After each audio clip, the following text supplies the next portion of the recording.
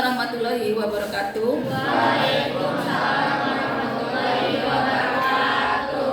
Hari ini kita akan belajar tentang menghitung gempa, ya, dari stasiun gempa ke episentrumnya.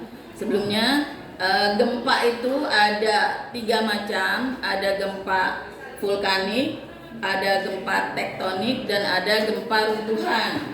Kalau gempa vulkanik adalah gempa yang biasanya berasal dari gunung api yang akan meletus. Ya, ciri-ciri gunung api yang akan meletus biasanya disertai gempa dulu awalnya. Gempa kecil-kecilan, kemudian gempa yang agak besar. Nah, itu ciri gempa vulkanik. Yang akan kita bahas adalah gempa tektonik. Ya, gempa yang sering terjadi akhir-akhir ini. Yang kemarin itu di Cianjur itu gempa tektonik. Gitu ya. Nah, gempa ini sampai sekarang belum ada nih alat yang bisa menyatakan besok akan ada gempa, itu tidak ada, ya. Tapi yang ada baru hanya mencatat gempa tersebut. Nama alatnya seismograf. Itu alat pencatat getaran gempa. Nah, untuk mencatat itu ada rumusnya yang disebut rumus Laska. Ini rumusnya, ya. Gelombang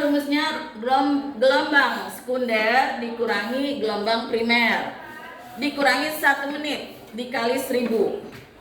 Nih, ini rumusnya. Kemudian ini contoh ada soal terjadi gempa tektonik tercatat, ya, pada seismograf di stasiun Bogor. Yang pertama atau A, gelombang longitudinal atau gelombang primer tercatat jam 28 menit 25 detik. Ini kalau ada koma 1 berarti menit, ini koma di atas 2 berarti detik. Kemudian yang kedua, gelombang transversal atau gelombang sekunder tercatat jam 2 30 menit 40 detik. Caranya supaya gampang, kamu gini dulu, ya. Ini sekunder, kemudian ini primer, ya. Nah, dikurangi aja. Ini 40 dikurangi 25, 15. Kemudian 30 dikurangi 28, 2. Kalau 2 kurang 2 udah habis. Berarti perbedaan sekunder sama primer 2 menit 15 detik. Gitu, ya. Kemudian caranya ini. Tadi yang 2 menit 15 detik, 2 menitnya ini dikurangi, ya, rumusnya dikurangi 1 menit. 2 menit kurangi 1 menit, 1 dikali 1000, hasilnya 1000. Kemudian ditambah 15 detik kali 1000 per 60.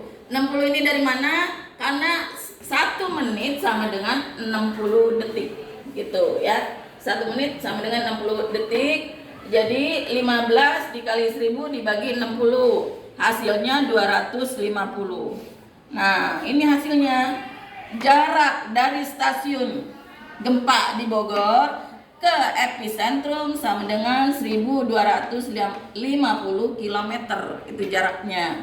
Ya, sekali lagi, jarak dari stasiun gempa di Bogor ke epicentrum sama dengan 1250 km. Jelas? Jelas. Ya, kalau begitu kita lanjutkan untuk menghitung ini, ya, dengan menggunakan rumus Laska. Oke, terima kasih.